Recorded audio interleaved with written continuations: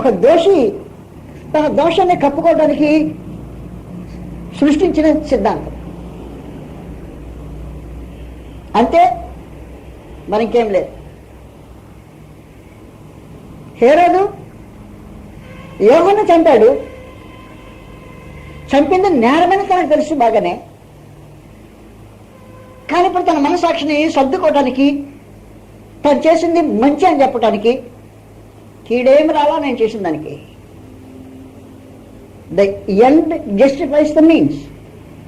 దానికి వచ్చిన ఫలితమే చేసిన కార్యాన్ని సమర్థించుద్ది.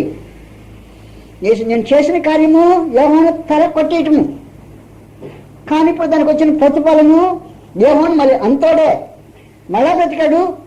ఎంతోమంది అద్భుతాలు చేయాల ఇప్పుడు చేస్తున్నాడు. కాబట్టి ఈ యేసు బాప్తిస్మం ఇచ్చోహాన్ అంటే నాకు జోహార్ చెప్పాలి ఇప్పుడు అనే ఒక కామికుడు, ఒక హత్య కాదు, ఒక తాగుబోతు చేసిన బోధ అది. బాప్తిస్మం ఇచ్చోహాన్ యేసు. ఎవరు ఆయన? ఇర్మియా. మరి ఇంకెవరు ఆయన? ఏలియా. ఇంకెవరంటాను? ప్రవక్తలు ఒకటి. క్రీస్తు చేసే అద్భుతాలు అంతవరకు మనుషులు తీసుకొచ్చి ఆపేశాడు. కానీ దాని వెనుకున్న సంగతిని తెలియజేయటానికి పరిశుద్ధాత్మ కావాలా?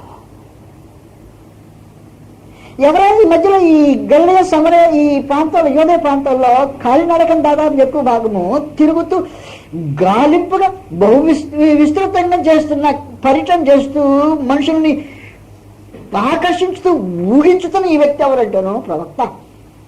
ఇశ్రాయేల్లో ప్రవక్త వచ్చాడు అనే అభిప్రాయం తీసుకొచ్చారు. కానీ అక్కడ తిరుగుతున్న ఆయన ఈ లోకాన్ని సృష్టించిన ఆయన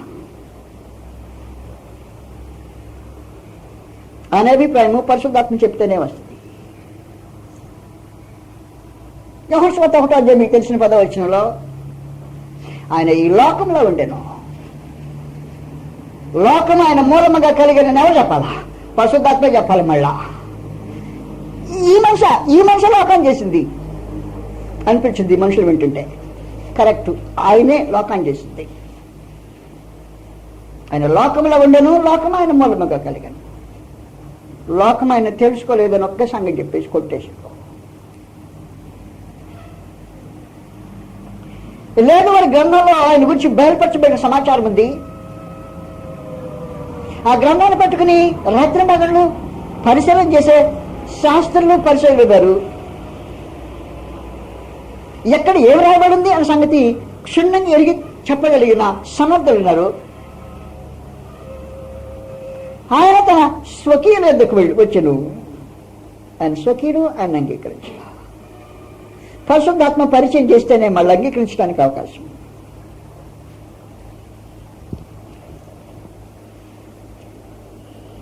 మొదటి కొరింథీ 8వ అధ్యాయంలో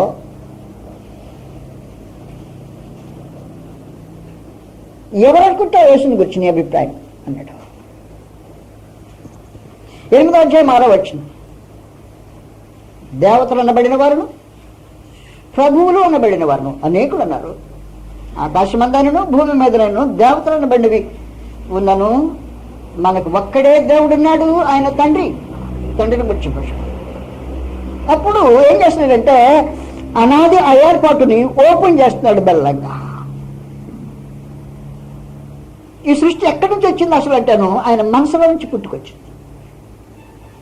ఫ్రమ్ గాడ్స్ ఓన్ మైండ్. దేవుని సొంత మనసులో నుంచి వచ్చిన ఈ ఆలోచనలు.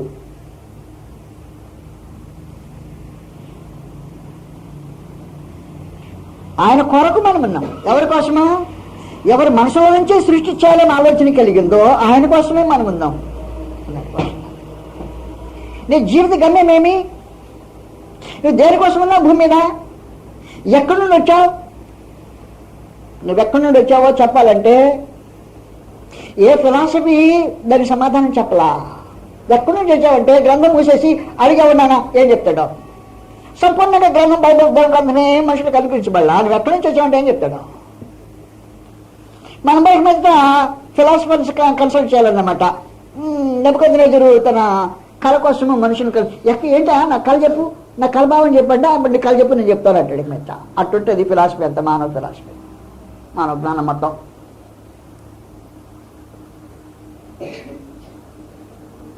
అప్పుడు చేసిన వాడు ఎవరు?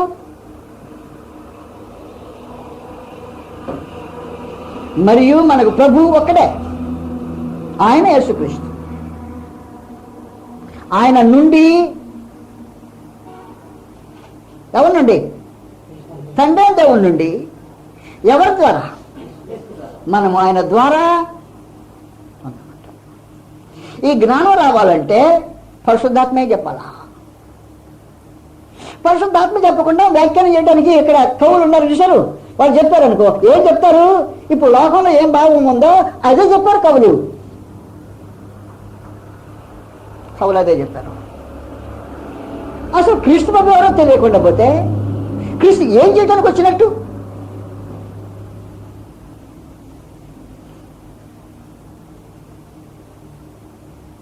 కళ్ళు మూసుకుని నీ ఇష్టం వచ్చిన ఉద్దేశంతో కవుల యొక్క ఆలోచన అనుసరించి నడవలుచుకుంటే అసలు అనాది ఏర్పాటులో ఆ రహస్యపు స్థలంలో కూర్చుండి చేసిన ఆలోచనలు మనకు తెలుసుకోడానికి అవకాశం ఉంటుంది.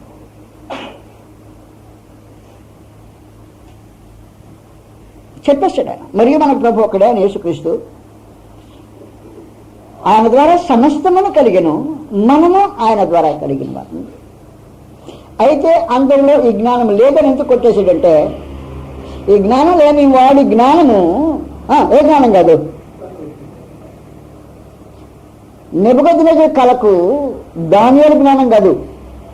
అప్పుడు దానియేలు వచ్చి చెప్పేశాడు, ఏమయ్యా నువ్వు నా కళ చెప్పడానికి సమర్థుడు అంటాను, నా కాలంలో సామర్థ్యము వీళ్ళందరికంటే నేను పెద్ద మనగాడిని అనుకున్నావా? ఏం కాదు, ఆయన బయలుపరిచేవాడు పరలోకంలో కాదు అన్నాడు. ఆయన బయలుపరిస్తే మనుషులకు సత్యం తెలుస్తుంది. కాబట్టి దేవుని గురించి, దేవుని కుమారుడైన క్రీస్తు ప్రభుని గురించి, క్రీస్తు భూమి మీదకి ఎందుకు వచ్చింది అనే సంగతిని గురించి మనుషులు తెలుసుకోవాలంటేనే మళ్ళా తిరిగి పరిశుద్ధాత్మ యొక్క సందేశం దగ్గరికి వెళ్ళిపోయి ఏమంటారు ఆయన, ఏం జరిగింది, ఆ నాదిలో ఏం జరిగింది అని అడిగినా చెప్పేశాడు. ఒకే మాట సింపుల్గా మాట్లాడేశాడు. ఈ గొడవంతటికి వెనుక, ఈ సృష్టికి ముందుగానే క్రీస్తు యేసునందు దేవుడు ఒక నూతనమైన సృష్టి చేయాలని ఉద్దేశించాడు. అది అసలు ఆ కూర్చుని చేసిన తీర్మానం అంతటికి ప్రతిఫలంగా జరిగిన, ఒకే మాటలో చెప్పాలని జరిగిన కార్యక్రమం అది.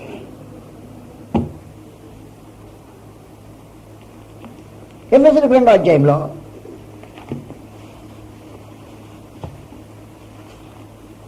8వ వచనం నుండి 10వ వచనం వరకు మీకు కంఠస్థ వచనం అనుకుంటారు దాదాపు. కానీ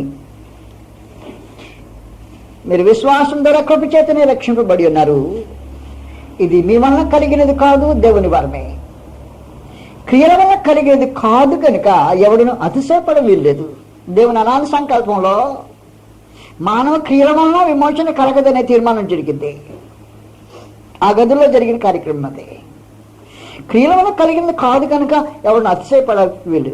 మరియు మనము వాటి యందు నడుచుకున్న వల్లని దేవుడు ముందుగా సిద్ధపరిచిన సత్క్రియలు చేయుటకై మనము క్రీస్తు యేసునందు ఏం చేయబడ్డాం?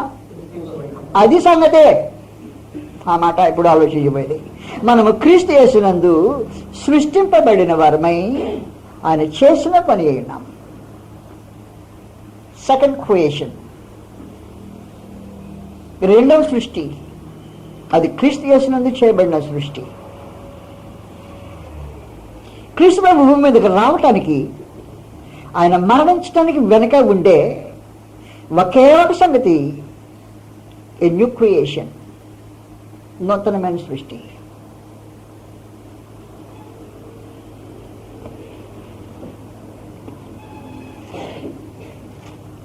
క్రీస్తు ప్రభు దేనికి వచ్చారంటాను? నూతనమైన సృష్టి చేయటానికి వచ్చాడు. క్రీస్తు ప్రభు దేనికి చనిపోయారంటాను? నూతనమైన సృష్టికి రూపమేయటానికి చనిపోయారు.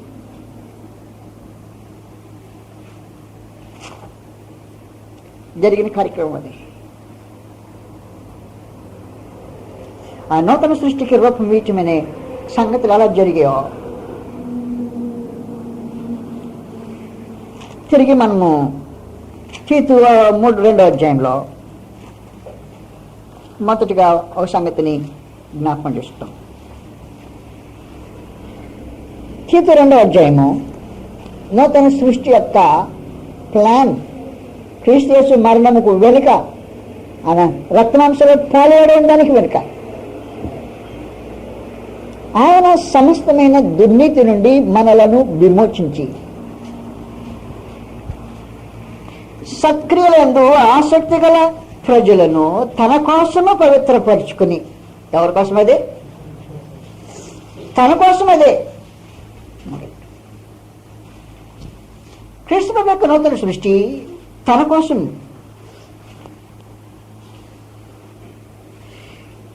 భౌతికమైన సృష్టి ఎవరి కోసం? భౌతికమైన సృష్టి ఎవరి కోసం? మొదటి కొరింథీ 8వ అధ్యాయం 6వ వచనం జాగ్రత్త గుర్తు పెట్టుకోండి. భౌతికమైన సృష్టి ఎవరి కోసం? జాగ్రత్తగా మీరు వ్యత్యాసం చూడాల్సిన అవసరం ఉంది.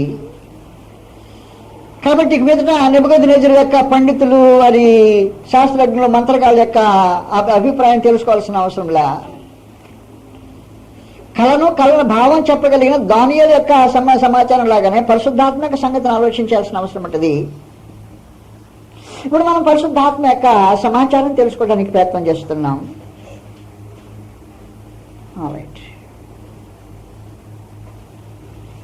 దేవతలను బండవారిని 6వ వచనం ఇందాక చదివింది. మళ్ళా దేవతలను బండవారును, ప్రభువులను బండవారిని అనేకులు ఉన్నారు.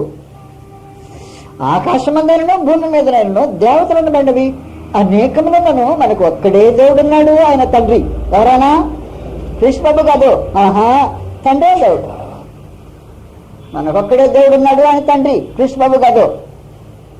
ఆయన నుండి సమస్తమును కలిగను. మనము ఎవరి నిమిత్తము? ఆయన తండ్రి దేవుడి నిమిత్తం ఉన్నాం. కాబట్టి సృష్టిగా ఎవరి నిమిత్తం ఉన్నాము? ఎవరు మనకు కలిగి ఎవరి నిమిత్తం ఉన్నాము? ఇప్పుడు మళ్ళా 2వ సంగతి మాట్లాడాడు, సృష్టి నెంబర్ 1. ఇప్పుడు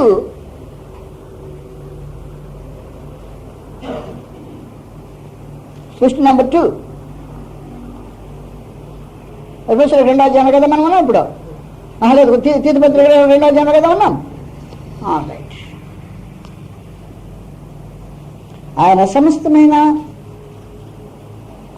దుర్నీతి నుండి మనలను విమోచించి అంటే ఇది దుర్నీతి, ఈ లోకం మేము బంధించబడి ఉన్నాం. విమోచించి అంటే ఏంటి? ఎంత కాలము నీవు దుర్నీతి లోపల ఉన్నావో క్రీస్తు నీకేం చేయాల? దుర్నీతిలో ఉండే ఎవరికి క్రీస్తు ఏం చేయాలి? కారణం ఏమి అని వచ్చింది దేనికి? విమోచించడానికి. అంటే ఏం చేయడానికి? విడిపించడానికి, విడుదల చేయడానికి, బయటికి తీసుకురావడానికి. దేని నుంచి బయటికి తీసుకురావడానికి? దుర్నీతిలో నుంచి బయటికి తీసుకురావడానికి. దుర్నీతిలో ఉండేవాడు నూతన సృష్టి అయ్యేదానికి ఛాన్స్ ఉండదు. అది వచ్చిన సమస్తమైన దుర్నీతి నుండి మనల్ని విమోచించి అక్కడ బయటికి తీసుకొచ్చిన తర్వాత, దుర్నీతిలోనే ఉన్నాడు, బయటికి తీసుకొచ్చాడు ఈ మనిషిని. బయటికి తీసుకొచ్చిన తర్వాతనే ఇక్కడ మేకప్ చేస్తున్నాడు.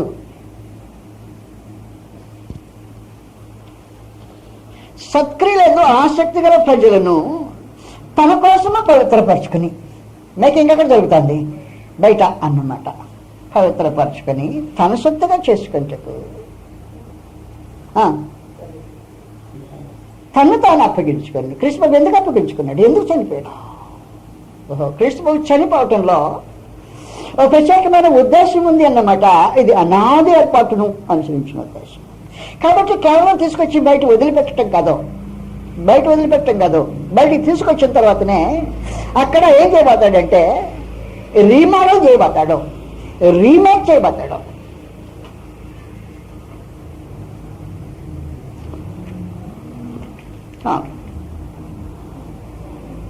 గ్రీక్లోని నియాస్ అనే ఒక మాట ఉంది. నియాస్ అంటే న్యూ, కొత్త, నూతన. నూతన సృష్టి అన్నా అనుకో, న్యూస్ అంటే అర్థం ఏంటంటే, ఇప్పుడు పసివాడు పుట్టాడు, ఈ రోజున ఆమె డెలివరీ అయింది. ఇప్పుడు టైం ఎంత? 1 గంట కాబోతుంది. 12 గంటల 55 నిమిషాలకి డెలివరీ అయింది. 12 గంటల 55 నిమిషాల డెలివరీ అయితే పుట్టిన బిడ్డ కొత్తగా జన్మించాడు కదూ, న్యూ బార్న్, నూతనంగా పుట్టాడు అన్నమాట. దానికి ఈ మాట ఉపయోగిస్తారు. సమయానికి కొత్తవాడు, సమయంలో కొత్తవాడు. ఇప్పుడు కొత్తగా అన్నమాట, సమయంలో కొత్తవాడు.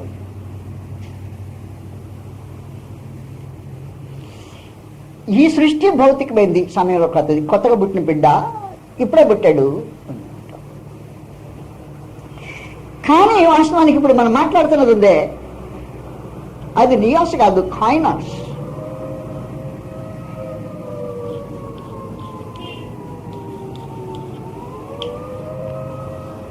ఇది కూడా కొత్త, ఇది కూడా కొత్త.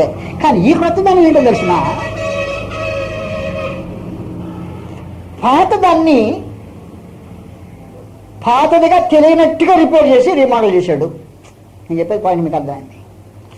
పాతదాన్ని పాతది అన్నట్టు మీద ఇది పాతది రాకపోవడం. మొన్న ఈ బిల్డింగ్ చూశాను, ఇది అక్కడ ఇదే, ఇప్పుడు ఎప్పుడు కట్టేది? ఆ బిల్డింగ్ అన్నాయి, అదే అదే. మరి ఏంటి ఎంతగా మారిపోయిందండి? అది కృష్ణప్రభు చేయబోయేది కొత్త సృష్టి. కాబట్టి ఏం చేయబోతాడంటే, సృష్టి పాతదే ఉంది ఇక ముందుగా, అంటే అది అది అదే. కానీ దాన్ని ఇప్పుడు ఏం చేయబోతాడంటే, రీమోడల్ చేస్తే ఎలాగుంటుందంటే, అది కొత్తగా మళ్ళీ సృష్టించినట్టే. ఇదేంటి, ఇది ఇంత ముందుది కాదే, రైట్, అది అక్కడున్నదే కాదు, ఇంతకు ముందుది.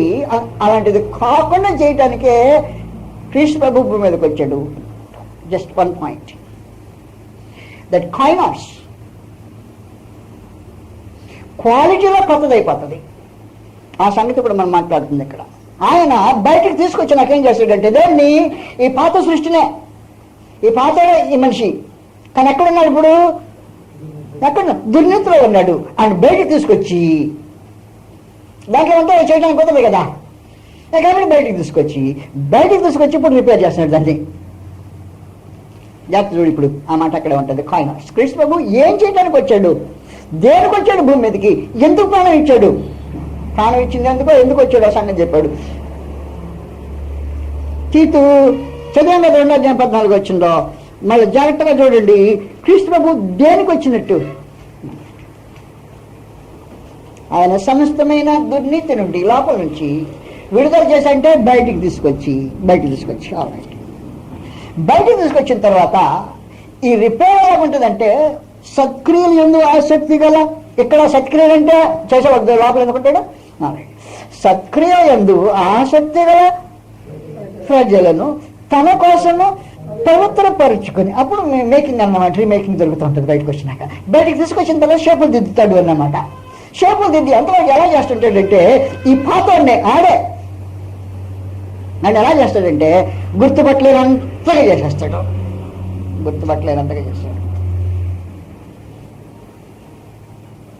ఎంతమందిగా భయంకరంగా సంఘాన్ని ద్వేషించి, హింసించి, హత్య చేసి, మనుషుల్ని జైల్లో వేసి దవదోషం చేయించడానికి ప్రయత్నం చేసిన ఆ మనిషినే పట్టుకుని రీమేకింగ్ ఎలా చేస్తాడంటే, నేను చెప్పాను మీకు అర్థమైంది కాదు? అలాగేదైనా జరిగితే దానివల్ల దాన్ని బట్టి క్రీస్తు ఈ లోకానికి రావటం వల్ల నీకేమైనా మేలుంది కానీ, నీ విశ్వాసానికి ఏమైనా మేలుంది కానీ, నువ్వు రీమేకింగ్ కాలేదనుకో, క్రీస్తు బాబు దేనికి వచ్చాడో కూడా నీకు నిజంగా తెలియ ఛాన్స్ లేదు. ఈ మేకింగ్ లో మనిషి ఎలా కనపడాలంటే, అదే మనిషిని తీసుకుని ఏం చేస్తాడు? బయటికి తీసుకొచ్చి ఇక అక్కడి నుంచి వేస్తాడన్నమాట. కైనాస్ ఆ పని చేయడానికి వచ్చాడు ఆయన. కాబట్టి నిన్ను పాతవాణ్ణి తీసుకొని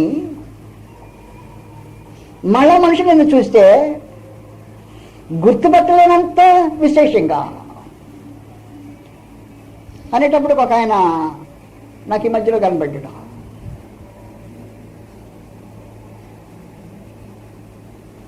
ఆయన లా చేసి పంచి కట్టుకోవటము నేను ఎరిగిన జీవితం అంతా జీవించాడు. పంచి కట్టాడు, లా చేస్తాడు, అట్లా చూసినాడు. ఈ మధ్యలోనే కొత్త సృష్టి అయిపోయాడు ఆయన. సఫారీ డ్రెస్లో ప్రత్యక్షమయ్యాడు. ఏమంటే నూతన సృష్టి బ్రదర్ అన్నాడు. నేపథ్యంగా అపహాస్యం చేసామంటది. ఇది కాదు నేను నూతన సృష్టి నా బ్రదర్, నిన్ను పోలిక తెలియకుండా నీ స్వభావమే, గతంలో ఉన్న స్వభావము ఇప్పుడు చూస్తే నీ పోలిక తెలియనట్టుగా మార్చబడితే అలాగే చేయటానికి కృష్ణ భూమికి వచ్చింది. నీ గతపు పోలికలు ఉన్నాయా? ఒకవేళ గతపు పోలికలు అలాగే మిగిలింటే కృష్ణ ప్రభు భూమి మీదకి ఎందుకు వచ్చాడో నీకు తెలియలా. ఎందుకు వచ్చాడో తెలియలా. గత పోలికలకి మిగిలింటే కృష్ణ ప్రభు ఎందుకు చనిపోయాడో నీకు తెలియలా. చెప్పాడు ఖచ్చితంగా అక్కడ. నూతన సృష్టి ఇదిగో కాయినస్, దాన్నే పెట్టి మళ్ళీ నేను చేశానంటే చూసిన మనిషి ఆశ్చర్యపోయి ఏంటి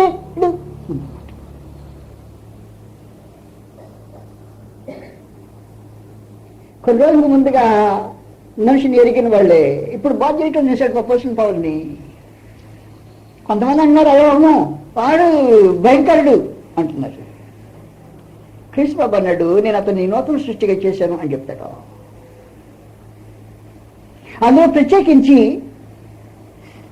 అననీయను వెళ్ళి తాస్వాడిన సౌలను కలుసుకోమన్నాడు ఆయన. తాస్వాడిన సౌలను కలుసుకోమంటే అననీయ అంటాడు ప్రభు నీకు తెలియదా స్పీచ్ మొదలెట్టాడు. అమ్మో బాబు ప్రభు వాడు అన్నట్టు.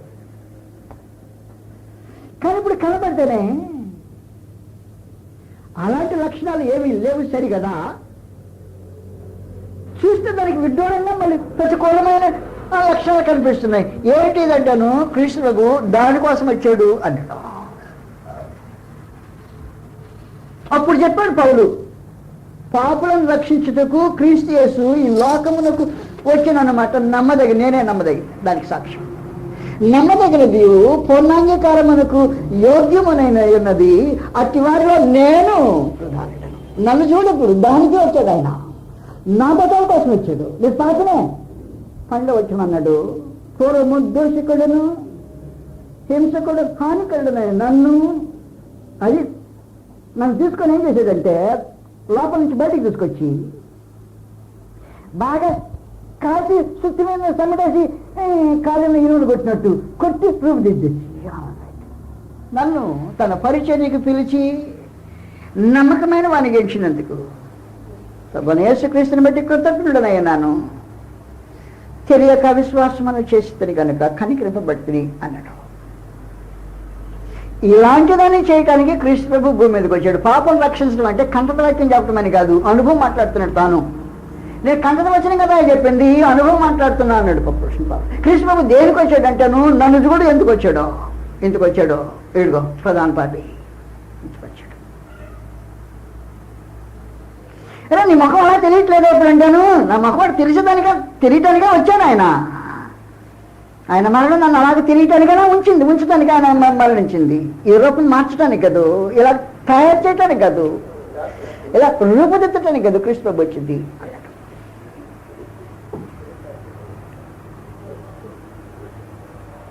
నేను చెప్పే సంగతి మీకు అర్థమవుతుంది. క్రీస్తు భూమి మీదకి ఎందుకు వచ్చినట్టు ఆ సంగతి ఆ టాపిక్ మనం కొనసాగించబోతున్నాం. నేను మిమ్మల్ని కూర్చోబెట్టినా మీరు అంతా ఎత్తారు, ఒకటి దాటిపోతుంది కాబట్టి మళ్ళా ఈసారి వచ్చినప్పుడు అంశాన్ని కొనసాగించబోతా.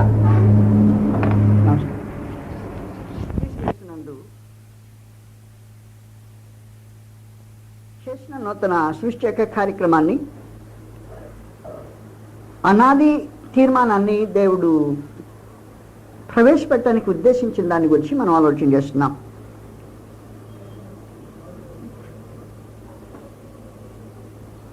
ఎఫెసీయులకు 3వ అధ్యాయంలో అనాది తీర్మానంలో మహోన్నతుని యొక్క ఆలోచన గురించి ఇలా తెలియచేయబడింది. ఎఫెసీయులకు 3వ అధ్యాయము ఎట్లనగా 3వ వచనం నుండి, క్రీస్తు మర్మము దేవదర్శనం వలన నాకు తెలియజేయబడిన సంగతిని గురించి మునుపు సంక్షేపంగా వ్రాస్తున్నాయి. మీరు దాన్ని చదివిన ఎడల దానిని బట్టి ఆ క్రీస్తు మర్మమును గురించి నాకు కలిగిన జ్ఞానమును గ్రహించుకొనగలరు. ఆ మర్మం ఇప్పుడు ఆత్మ మూలంగా దేవుని పరిశుద్ధులకు, అపోస్తలులకును ప్రవక్తలకును బయలుపరచబడినట్టు పూర్వకాలంలో మనుషులకు తెలియచేయబడలేదు. అసలు ఇంతకు మర్మం ఏంటయ్యా? ఇంతకు మర్మం ఏంటి? 6వ వచనం మర్మం ఏంటో విశేషంగా తెలియజేస్తున్నాడు. ఈ మర్మం ఏదనగా, అన్యజనులు సువార్త వలన క్రీస్తు యేసునందు యూదులతో పాటు సమాన వారసులను, ఒక శరీరమందలి సాటి అవయములను వాగ్దానంలో పాలువారునై ఉన్నారు అన్నది మర్మ సంగతి మాట్లాడేశాడు. ఏ మతంలో లోకంలో లేని ఒక వింతైన కార్యక్రమము క్రీస్తు యేసునందు దేవుడు జరిగించడానికి ఉద్దేశించాడు. మానవ జాతులు జనాలను ఏకం చేయటానికి ఆయన సంకల్పించాడు. మానవ సమస్యలన్నిటికీ ఏకైకమైన పరిష్కారము క్రీస్తు యేసునందు ఆయన శరీరంలో మాత్రమే అని ఆయన తీర్మానించాడు. మానవ సమస్యలకు పరిష్కారం ఎక్కడైనా ఎదురు చూడాలంటే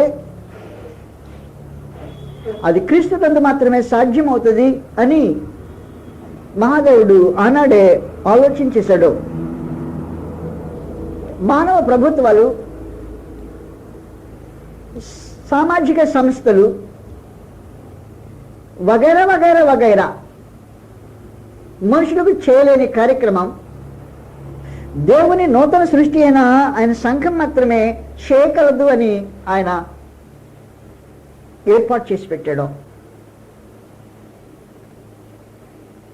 అందులో ప్రత్యేకించి ఈ గ్రంథం రాయబడే సమయానికి 1500 సంవత్సరాలుగా కనీసము యూదులు, అన్యజనులు అనే వారి మధ్యలో భయంకరమైన అగాధం ఉంది.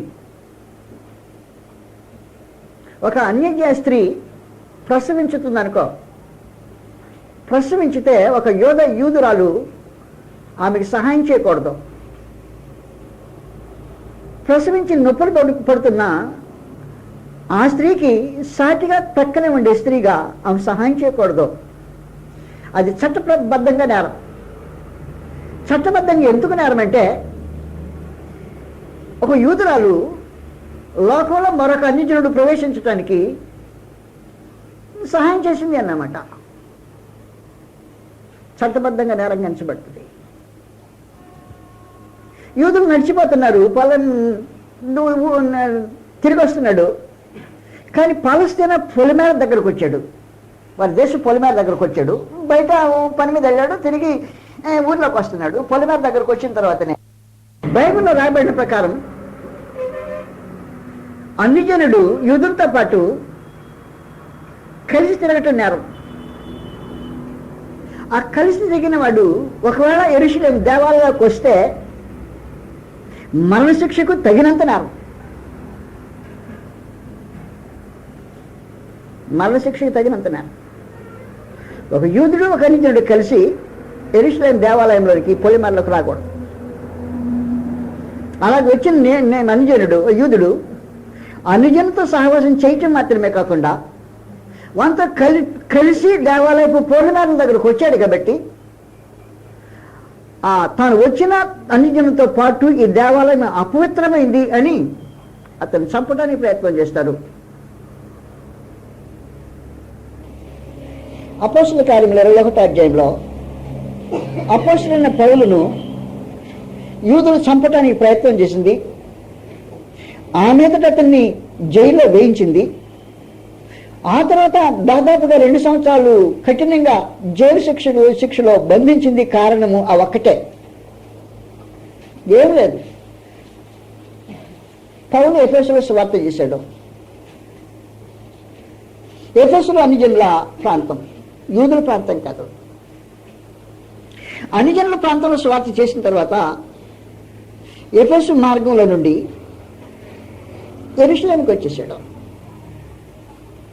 యెరూషలేముకి వచ్చేటప్పుడు ఈ మార్గం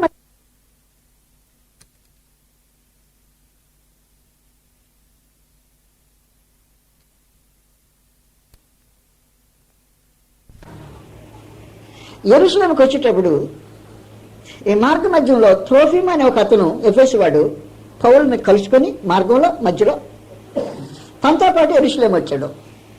ఎవరు? ఎఫెసులో త్రోఫిమ్ అనే ఒక వ్యక్తి, క్రైస్తవుడు, అపోస్తుల బోధకు మార్చబడినవాడు, అపోస్తుల పౌలుతో ఉన్నవాడు. వారిద్దరు కలిసి ప్రయాణం చేశారు. ప్రయాణం చేసేప్పుడు ఇద్దరు కలిసి యెరూషలేముకి వచ్చారు. యెరూషలేంలో ఇద్దరు కనబడ్డారు. ఎవరికి? యూదులకి. ఇప్పుడు పౌలుని చంపవలసినంత అగత్యత కేవలం అది ఒక కారణమే. ఎఫెసులకు క్షమించాలి, అపోస్తుల కార్యములు 21వ అధ్యాయంలో ఉంది సంగతి. దేవుడు ఈ సువార్తను లోకంలో పెట్టినప్పుడే విచిత్రమైన సంఘటనల మధ్యలో పెట్టాడు. 21వ అధ్యాయము 29వ వచనంలో ఏలయనగా ఎఫెసుడైన త్రోఫిమును అతనితో కూడా పట్టణంలో అంతకుముందు వారు చూచి ఉన్నందున పౌలు దేవాలయంలోనికి అతని తీసుకుని వచ్చానని ఊహించిరి. అది ఊహ అంతే. ఇద్దరు పట్టణాలు కనబడ్డారు రోడ్డు మీద, చూశారు. ఈ మనిషి ఇప్పుడు యెరూషలేము దేవాలయంలో కనపడ్డాడు. ఎవరు? పౌలు. కాబట్టి ఇప్పుడు ఊహిందన్నమాట వాళ్ళిద్దరితో రోడ్డు మీద ఉన్నారు కదా. ఇప్పుడు ఇక్కడ ఉన్నా కానీ కూడా ఇక్కడ ఉండొచ్చు సపోజ్లో.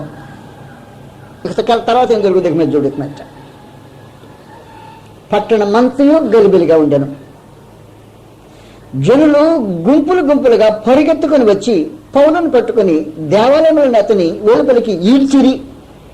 ఏం చేస్తే అది నేను చెప్పాడు. నువ్వు వాడితో ఎందుకు కలిసి తిరిగావు? నువ్వు దేవాలయంలోకి ఎందుకొచ్చు? నువ్వు వస్తే వాడు రాలేదని మాకు నమ్మకం ఏంటి? వాడి దేవాలయంలో నీతో కలిసి వస్తే ఏమైపోతుంది? మా దేవాలయం అపవిత్రమే కదా. అంత భయంకరమైన నిష్ఠ ఉండేది. ఇప్పుడు దేవుడు ఈ ద్వేషం యొక్క అంతస్తు ఎక్కువగా ఉన్న ఈ సందర్భంలో తన అనాది సంకల్పం ఇక్కడ పనిచేస్తుంది, క్రీస్తు యేసునందు అంటాడు ఆయన. ఇప్పుడు ఇలాంటి ఇంతైన మనుషుల్ని నేను కొత్త సృష్టిగా చేశాను అనుకో, లోకానికి ఇప్పుడు ప్రదర్శించబోతున్న సృష్టి యొక్క మహత్యం ఏమిటో.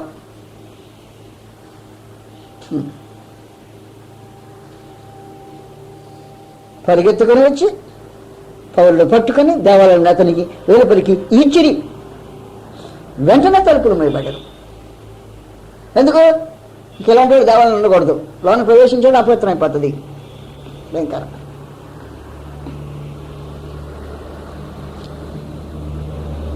వారు అతను చంపవాలని యత్నించుచుండగా ఏం కాదు, ఏం తప్పు చేశాను? వ్యభిచరించుతానా, దొంగిలితానా, ద్రోహం చేశానా, ఇంకేమని చేస్తానా? ఏమేమి చేయలే. వాళ్ళిద్దరు కలిసి తిరిగారు అంతే. ఒక అన్యజనుడితో ఒక యూదుడు కలిసి తిరిగిన వాళ్ళు కలిసి తిరిగిన తర్వాత వాడు దీంట్లోకి వచ్చాడంటే మా దేవాలయం అపవిత్రం అయిపోయింది అంతే.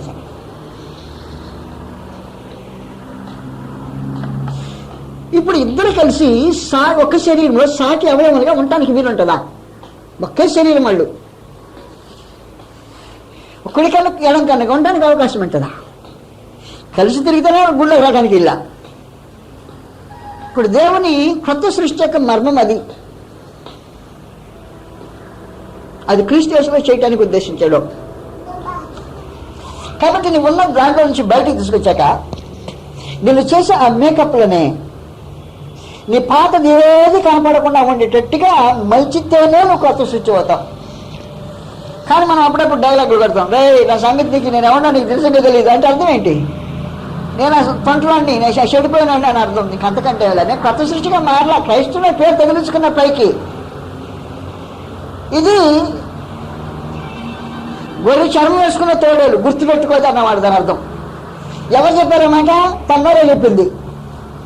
నేనెందుకు మారాను? ఎవరు చెప్పాను నేను మారానని? నేను అసలు ఒరిజినల్ కాదే. నేను కేవలం ఇప్పుడు చర్మం వేసుకునే కనపడ్డాడు, గొర్రెలా కనపడ్డాడనా అన్న నన్ను మీ ఉద్దేశము. నేను గొర్రెలు కాదు, గుర్తుపెట్టుకో తోడేలు జాగ్రత్త. అలాంటి వెరైటీ కోసం కాదు క్రీస్తు ప్రభు వచ్చింది. భూలోకంకి ఎందుకు వచ్చాడు? అలాంటి వెరైటీ కోసం క్రీస్తు ప్రభు రాలా. అలాంటి వెరైటీ కొరకు క్రీస్తు ప్రభు చనిపోలా. నువ్వు నీకులాగానే ఉండి వేషం వేసుకున్నా, గొర్రె వేషం వేసుకున్న తోడేలుగా లోపలికి నేను తెచ్చుకోవడానికి ఉద్దేశించి క్రీస్తు ప్రభు భూలోకానికి రాలా. వారి మధ్యలో ఉండే వైషమ్యులు అంత భయంకరంగా ఉంటాయి.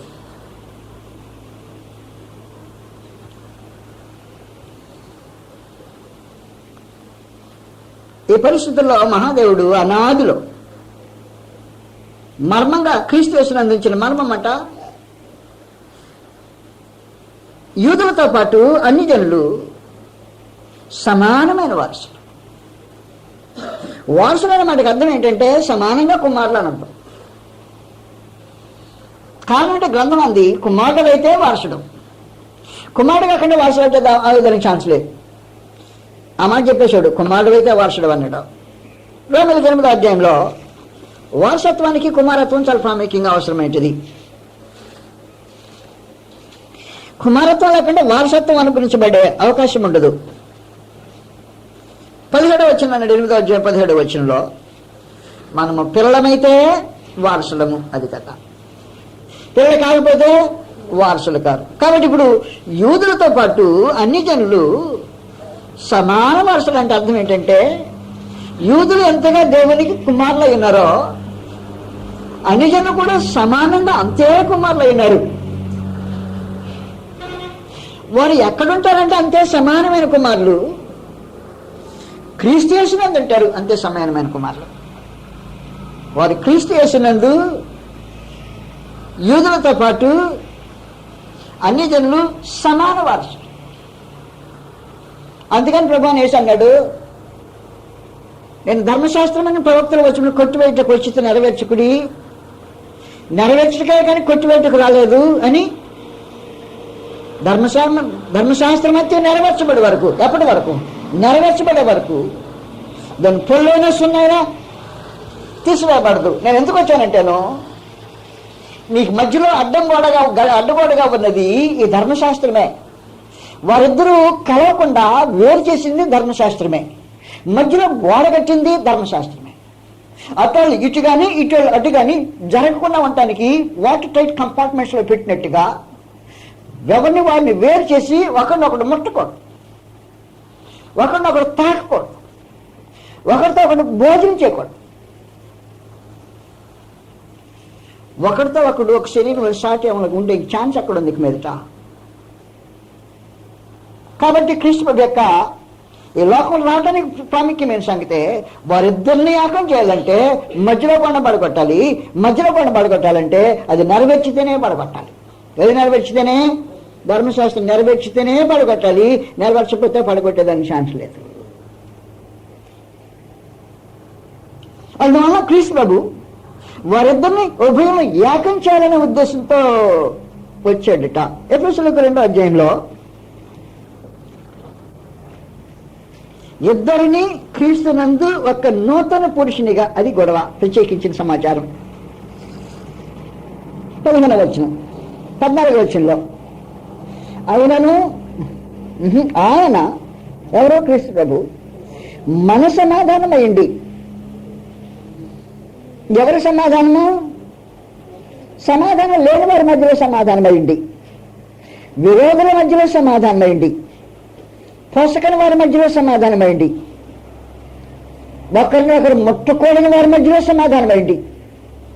ఆ గాలిటి సాగకూడదు, ఆడి ఊర్లో దుమ్ముకున్న కాళ్ళకి అంటకూడదు, ఇద్దరు కలిసి రోడ్డు మీద రాగకూడదు. అలాంటి వారి మధ్యలో ఆయన సమాధానమైంది. అయినను మునుపు దూరస్తులైన అని మాట్లాడి 13వ వచనంలో మీరు ఇప్పుడు క్రీస్తు యేసునందు ఎందుకు చనిపోయాడు క్రీస్తు ప్రభు అంటేను క్రీస్తు రక్తం వల్ల సమాధానపరచడానికి సమీపస్తులుగా చేయడం చనిపోయాడు. క్రీస్తు ప్రభు రక్తంలో, రక్త బలిలో, ఆయన మరణంలో ప్రత్యేకమైన ఉద్దేశం ఉంది. అందుకు చనిపోయాడు ఆయన, ఊరికే కాదు. ఆయన చనిపోయింది వారిద్దరిని రక్తం వలన సమాధానం చేయటానికి. మునుపు దూరస్తులైన మీరు ఇప్పుడు క్రీస్తు యేసునందు క్రీస్తు రక్తం వలన సమీపస్తులైనారు. ఆయన క్రీస్తు ప్రభు మన సమాధానం అయ్యండి. మన సమాధానం అంటే మీకు మాకు మధ్యలో అన్నమాట. రైట్, చెప్పేసాడు దానికి. మీకును మాకును ఉండిన ద్వేషమును, మీరంటే మాకు ద్వేషం, నేనంటే మీకు ద్వేషం. అసలు ద్వేషమే లోపల పనిచేస్తుంది. ద్వేషమును క్రీస్తు ప్రభు ఇప్పుడు ప్రేమగా మార్చడం కాదు కలిగిపోయేది. ద్వేషాన్ని ప్రేమగా మార్చితే వేరే సంగతి. ఆ ద్వేషాన్ని ప్రేమగా మార్చడం మాత్రమే కాకుండా వాడిని తీసుకొచ్చి ఒక శరీరం అతికించాడట.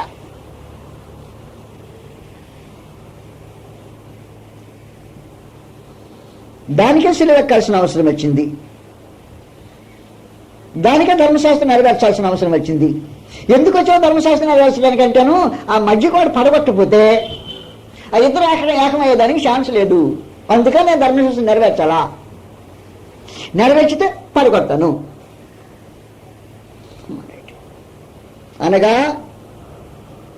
విధిరూపకమైన ఆజ్ఞగా ధర్మశాస్త్రమును తన శరీరమందు కొట్టివేటి చేత అందుకు సిలువెక్కింది. మధ్యగోడను పడగొట్టి మన ఉభయులను ఏకము చేశాను. ఒక్క శరీరం సాధ్యాలు ఎలాగుంటాయి? నా శరీరం నా చేయి కలుసుకోవడానికి అంటదా? ఆ నా రెండు చేతులు ఒకదానికి ఒకటి అంటుండవు, ఒకదాన్ని ఒకటి ముట్టుకోను అని ఉండదు, ఒకదానికి మరొక దాని మీద పగ ఉండదు, ఒకటి మరొకటి దాంతో కలవనందు. అందులో ప్రత్యేకించి ప్రాముఖ్యత చూపించాలి, గౌరవం చూపించాలనుకుంటేనే ఆ రెండు ఏకమై దండం పెట్టుతాయి. చెప్పేసాడు. అది క్రీస్తు ప్రభు భూలోకానికి వచ్చింది ధర్మశాస్త్రం నెరవేర్చడానికి, చనిపోయింది మధ్యగోడను ఎత్తివేయటానికి. ఇక అలా ఎత్తివేస్తే కానీ మధ్యగోడ ఎగరబడితే కానీ ఇద్దరు సమాధానం చేయడానికి అవకాశం ఉండదు. సమాధానం చేసి వదిలిపెట్టడం కదా అది. ఇద్దరు సహోదరులు మాట్లాడుకోవట్లా, ఎన్ని బలవంతంగా తీసుకొచ్చాం, ఆయన తీసుకొచ్చాం. ఏ మాట్లాడుకోమంటే చాలాసేపు గంటలు కూడా మాట్లాడుకోవాలా. మొత్తానికి ఆ రోజులో ఏదో చేసి చేతులు ఇద్దరికి పెట్టించాం. పట్టిస్తే ఈ చెయ్యి ఎటు తిరిగింది కానీ మొహం ఎటు తిరిగింది. చేతులు కలిపాక కజాలు కలుపుకున్నారు. ఎట్ట అయినట్టు ఆడ తిరిగాడు. క్రీస్తు బాబు కావాలంటే తన ప్రాణం పెడతాడు మీరు సమాధానం పడాలంటే అన్నాడు. అంతే, మీరు సమాధానం పడాలే కానీ నా ప్రాణం ప్రాముఖ్యమైనది కాదు. ఈ సమాధానము లోపల నుండి వచ్చే ప్రేమపూర్వకమైన ఏకత్వం. అది చేయకపోతే క్రీస్తు బాబు యొక్క కొత్త సృష్టిలో అర్థం లేదు. దేనికి వచ్చాడంటాను? నేను కొత్త సృష్టి చేయటానికి వచ్చాను. నీ పాత వస్తువుని తీసుకొని, నీ పాపపు వస్తువు తీసుకొని, నీ ద్వేషపు వస్తువు తీసుకొని, నీ పగ తీసుకొని, నీ బుద్ధిహీనమైన ఆలోచనలన్నింటి ఆచారాలన్నింటినీ తీసుకొని వాటన్నిటిని నీట్గా నా రక్తం వల్ల శుద్ధి చేసి రుద్దిద్దేసి అతికించామనుకో. అతికితే ఎలాగుంటుందో తెలిసిన ఇంకా ఎడబాయిన బంధంలాగా ఉండటానికి ఉద్దేశించి ఆ కొత్త సృష్టి చేయటానికి వచ్చాను అన్నట్టు. ఇట్లు సంధి చేయొచ్చు అన్నట్టు. సంధి చేయటం అంటే కలపటము అన్నమాట కాదు. ఇది మామూలు కలపటం కాదు. మీరు జాగ్రత్తగా గుర్తుపెట్టుకోండి, కలపటం ఎక్కువసేపు ఉండదు. ఏం చేయాలి సంధి చేయటం అంటే దీన్ని తగ్గోయాలా, దాన్ని తగ్గోయాలా. రెండు పక్కలు తగ్గోసేట్టు పెట్టామనుకో, అప్పుడు అది కరెక్ట్ అని సంధి. మారిపోతేనే ఒకటైపోతుంది. కాబట్టి కృష్ణబాబు దేహంలో ఆయన దేహాన్ని కోసి ఆయన శరీరమైన సంఘంలో, అది శరీరం, ఆ సంఘం శరీరంలో కోసి ఇద్దరిని ఏకం చేశాను. ఆ కోత కోసం నేను సిలువ ఎక్కింది. అలా జరగకపోతే క్రీస్తు యేసు ఎవరో నీకు తెలియదు. ఆయన ఎందుకు భూలోకానికి వచ్చాడు నీకు అర్థం కాదు. ఆయన ఎందుకు మరణించాడన్న సంగతి నీకు తెలియదు.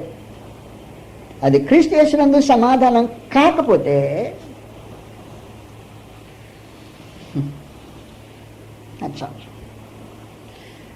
ఆయన రక్తం యొక్క ప్రభావం, ఆయన భూలోకానికి వచ్చిన యొక్క ఉద్దేశం నెరవేర్చబడలేదు అనేసి నెరవేర్చబడ.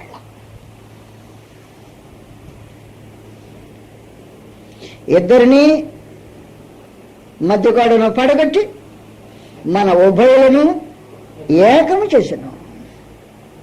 ఇట్లు సంధి చేయొచ్చు అంటే చెప్పాను కదా దానికి. ఇప్పుడు ఇట్లు పైపైన కలపటం కాదు, కోసి కలుపుతూ అది సంధి చేయటం. ఇట్లు సంధి చేయొచ్చు ఈ ఇద్దరిని తన యందు ఒక నూతన పురుషునిగా. నేను ఈ మధ్యలో చిన్న కథ చదివాను.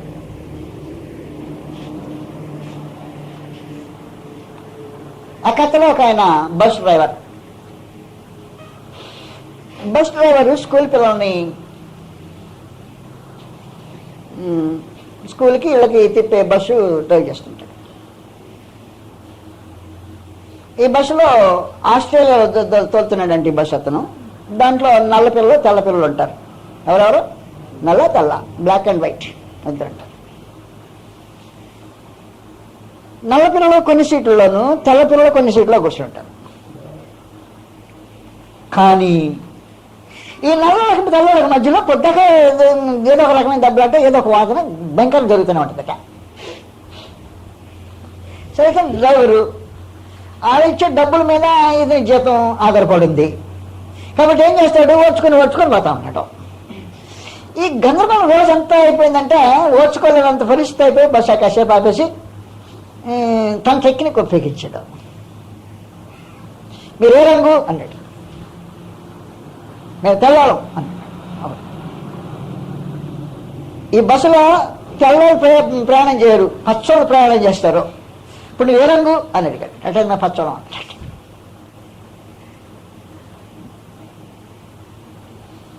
పచ్చోడు కదా? పచ్చోడు. మీరు ఏ రంగు అని అంటే నేను నల్లం అన్నాడు. చెప్పాను కదా బస్సులో పచ్చళ్ళ ప్రయత్నం చేయని నల్లవాళ్ళు కానీ తెల్లవాళ్ళు కానీ ప్రయాణం చేయరని. అప్పుడు ఏ రంగు అంటే మేము పచ్చోడు అన్నాడు. ఈ పచ్చరంగు ఇద్దరితో నల్లవాళ్ళు తెల్లవాళ్ళు ఇద్దరు నలుపు తెలిపే పచ్చరంగు అయిపోవాలి నిజంగాని. కానీ పచ్చరంగు అలానే భావన ఎక్కించారు కొద్దిసేపు. ఎక్కితే పచ్చడం అనుకుంటే పోయారు కొద్దిసేపు కొంత దూరం.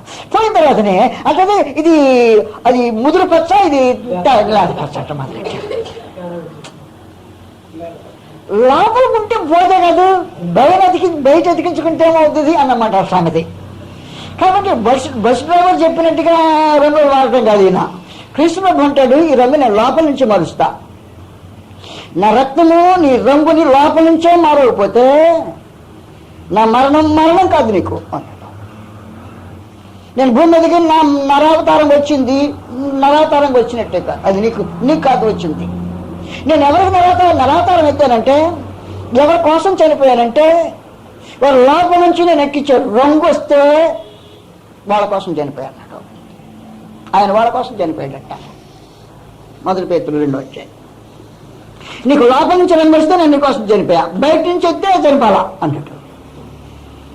కాబట్టి ఒకవేళ మనం బస్సులో కూర్చున్న పిల్లకాయలాగా పోయామనుకో, కొంచెం సేపు ఉంటుంది ఆ రంగు. ఏది నువ్వు లేకపోచ్చాను ముదురు పచ్చ కాసేపే ఉంటుంది. ఆ రంగు అది పనిచేయదు. అది క్రీస్తు యేసు వచ్చి చేసే సాధన కాదు, అది బస్సు డ్రైవర్ యొక్క టెక్నిక్. ఒకవేళ బస్సు డ్రైవర్ యొక్క టెక్నిక్కే నీకు క్రీస్తులో పనిచేస్తుందంటే క్రీస్తు బాబు నీకు పనిచేయడం అన్నమాట. ఆయన పని ఎంత చేస్తాడంటే లోపల నుంచి రంగు మారుస్తాడు. దానికోసం ఆయన భూమి మీదకి వచ్చింది.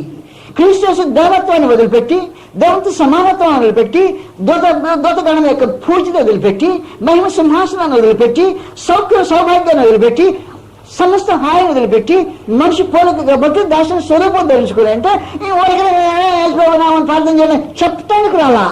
మీరే రంగు పచ్చ, మీరే రంగు ముదురు పచ్చ అని చెప్పడానికి రాలా. అలాగూ పైన సజెషన్ చేయటానికి రాలా. లోపల నుంచి నన్ను మార్చితే నేను నీకోసం వచ్చా, లోపల నుంచి నిన్ను మార్చకపోతేనే నేను నీకోసం రాలా. మొదటి పేతురు 2వ అధ్యాయంకి వచ్చాం. ఇప్పుడు క్రీస్తు ప్రభు భూమి మీదకి ఎందుకు వచ్చినట్టు? ఆయన ప్రాణం ఎందుకు ఇచ్చినట్టు? 24వ వచనంలో మనము పాపం విషయమే చనిపోయి, పాపం మానుకొని కాదు,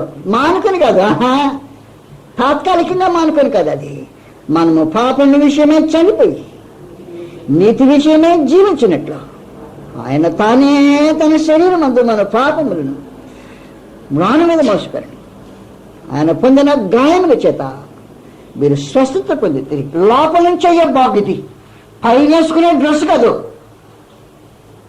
మీరు ఎవరంటే నా క్రైస్తవం, ఈ నోటి కప్పులకు క్రీస్తు చేసేవాళ్ళ. మీరెవరంటాను పాపం, మీ ఎవరంటాను మేము క్రైస్తవం కాదు. ఎవరు మీరంటాను పాపం విషయమే చనిపోయిన వారి కోసం ఆయన నరావతారం ఎత్తింది. పాపం కొరకు చనిపోయిన వారి కొరకు ఆయన శిలువ మీద ఎక్కింది. అలా కాని వారి కోసం జరిగిన కార్యక్రమం కాదు. This is not an auto suggestion. Auto suggestion అంటే నేను ధనవంతుడిని అనుకో ధనవంతుడు అయిపోతావు అని ఆటో సజెషన్. అది ధనవంతుడిని అనుకుంటూ ధనవంతుడు అయిపోతాం కదా. అది నేను పాపం విషయమే చనిపోయాను అనుకుంటే సరిపోయేది కాదు. అది లోపల నుండి వచ్చే రంగు మార్పు, అది లోపల నుంచి వచ్చే రంగు మార్పే. ఇటు నల్లవాళ్ళ నుంచి పచ్చరంగు, తెల్లవాళ్ళ నుంచి పచ్చరంగు వచ్చి ఇద్దరు పచ్చగా కనపడితే నేను చెప్పేది మీకు అర్థమైంది. ఎక్కడి నుంచి రావాలి రంగు? నోట్లో నుంచి వచ్చింది. ఇప్పుడు ఎవరు మీరంటాను నేను పచ్చవాళ్ళం అన్నాడు, ఆయన అంగీకరించాడు. మీరు ఎవరైనా నేను పచ్చవాళ్ళని అంగీకరించాడు. ఎందుకంటే నీ బస్సులో వెళ్ళాడు పచ్చవాళ్ళు అయ్యా అంటే కనీసంగా పచ్చవాళ్ళు అయ్యారా కాలా? నీ లోపల నుంచి నేను చెప్పిన రంగే నీ లోపల నుంచి రావాలా, పచ్చరంగు రావాలా. నీ లోపల నుంచి అలాగే పచ్చరంగు రావాలా. ఈ బస్సులో ప్రయాణం చేసే వాళ్ళందరూ పచ్చ రంగు మనుషులే, పచ్చరంగుగా ఊహించుకున్న మనుషులు కాదు. అది ఊహ. కృష్ణబాబు నీ కొరకు చనిపోయాడంటే అది నిజమైతే, ఆయన వచ్చిన పని నీ విషయంలో నిజమైందంటే నీ లోపల నుంచి వచ్చింది. సావు నీ పాపానికి లోపల నుంచి చచ్చింది, సావు వచ్చింది. నీతి నీ లోపల నుంచి నీతి బతికింది. మనము పాపం విషయమే చనిపోయి నీతి విషయమే జీవించినట్లు ఆయన తానే తన శరీరమందు మన పాపములను మోసుకొనెను అని నాటుగా తెలియజేయబడింది. క్రీస్తు యేసునందు దేవుని నూతన సృష్టి. దేవుడు తన కుమారుని పంపించిన ఉద్దేశం అదే. నానా, ఇది మన అనాది ఏర్పాటు, మానవ జాతిని సృజించకముందు ఏర్పాటు, భూలోకాన్ని పుట్టించకముందు ఏర్పాటు, ఈ సృష్టిలో ఏది లేకముందు ఉన్నప్పుడు మనం మాట్లాడుకున్న ఏర్పాటు. ఈ రోజున నువ్వు వెళ్ళి మనం అనాదిలో మానవ జాతిని సృజించమని ఏమని ఉద్దేశించి చేరుకున్నామో నేను ఎంత నమ్మికుంచా. నీ భూలోకానికి వెళ్ళటంలో ఈ కార్యం సాధనం అవుతుందని నేను విశ్వసించుతున్నా. నువ్వు ఇది జరిగించి రావాలి అని. జరిగించి రావడానికి తీర్మానం చేసుకున్న ఆయన, జరిగించి రావడానికి నువ్వు సిలువ ఎక్కాలి కాదు, అవును ఎక్కేస్తాను అని తీర్మానం చేసుకుని వచ్చిన ఆయన లోకంలో వచ్చి జరిగించడానికి మార్గం మాట్లాడేసి వారు మాట్లాడుకుని తీర్మానం చేసుకునేటప్పుడంట మానవ జాతి శరీర సంబంధమైన బాంధవ్యాలకు మనుషులు దూరం కావాలని నిర్ణయించుకున్నారట. క్రీస్తులోకి ఎవడైనా రాదలుచుకుంటే శరీర సంబంధమైన వాడి బాంధవ్యం తెంచుకుంటేనే లోపలికి రావడానికి అవకాశం ఉంది అని వారు నిర్ణయించుకున్నారట. అలా లేకపోతే ఎవడో క్రీస్తులోకి వచ్చి నూతన సృష్టి అయ్యేదానికి ఛాన్స్ లేదు అంట. అందువల్ల పితృపారంపర్యమైన మీ వ్యర్థ ప్రవర్తన విడిచిపెట్టాలి అని జగత్తు ముందు పునాది వేయక మునుపు క్రీస్తు నియమించినప్పుడు చేసిన తీర్మానంలో భాగమైంది. పితృపారంపర్యమైన మీ వ్యర్థ ప్రవర్తన విడిచిపెట్టినట్టుగా వెండి బంగారం లాంటి క్షయవస్తువుల చేత విమోచించి లేదు కానీ అమూల్యమైన రక్తం చేత అనగా నిర్దోషమును నిష్కళంకమునకు గొర్రె పిల్ల వంటి క్రీస్తు అదిగో మళ్ళ బలి రక్త బలి విమోచింపబడుతుందని మీరు అడుగుతారు కదా. ఆయన జగత్తు పునాది వేయబడక మునిపే నియమింపబడి, ఈ జగత్తు పునాది వేయబడకు నియమింపబడ్డ నియమంలో ఒక కుర్రాడు వచ్చి, ప్రభువా నువ్వు ఎక్కడికి వెళ్ళినా అక్కడికి వస్తా, కానీ ఇంటికి వెళ్ళి కొంచెం పర్మిషన్ అడిగి వచ్చానంటాను, మా డిక్షనరీలో అది లేదు అబ్బాయి, వెళ్ళిపోరా అన్నాడు. అంతే సంగతి. నీ ఇంటితో నా దగ్గరకు వచ్చి నీ ఇంటితో సంబంధం పెట్టుకుని నాతో సంబంధం అంటేనే నీకు నాకు గిట్టుబాటు కదా. ఎందుకంటే మా అనాది తీర్మానంలో ఇలాంటి అడిగే స్థలం లేదు, అంతే సంగతి. ఇలాంటి అడిగే స్థలం లేదు. చెప్పేశాడు, నీ ఇంటితో సంబంధమా, నాతో సంబంధం అక్కర్లా, నేను అగ్ని వేయటానికి వచ్చాను, తెలియదా నీకు ఆ సంగతి? నేను అగ్నివే వచ్చి తిని ఆ సంబంధాలు మండితేనే, ఆ సంబంధాలు మండితేనే నీ భౌతికమైన నీ ఇంటితో, నీ బంధుజనంతో, నీ సమాజంతో, నీ వగరాలతో, నీ గతంలో ఉన్నదంతో పెట్టుకుని లోపలిగా రాదలుచుకుంటేనే అది కుదిరే కార్యక్రమం కాదు. వదిలిపెడితేనే ఇక్కడ విమోచన. అందువల్ల నేను ఎందుకు వచ్చానంటేను, భూమి మీదకి అగ్నివే వచ్చిందని.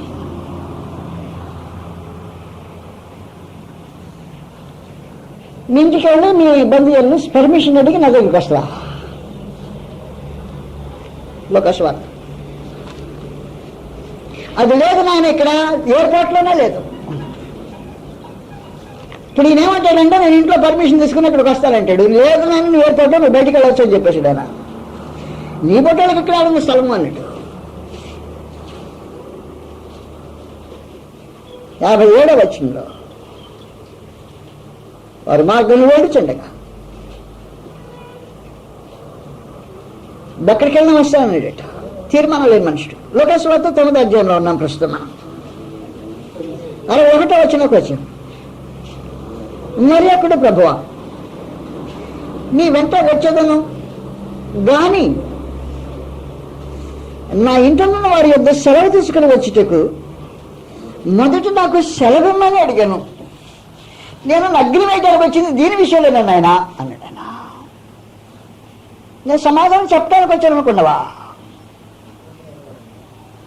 అలాంటి సమాధానం అయితే నేను వచ్చిన పని నెరవేర్చబడతాం. నా శిలువ మరణానికి అర్థం ఉండదు. 61వ వచనం, నా వెంట వస్తావా రా, కానీ మా ఇంట్లో వాడు పర్మిషన్ అడిగి వస్తా.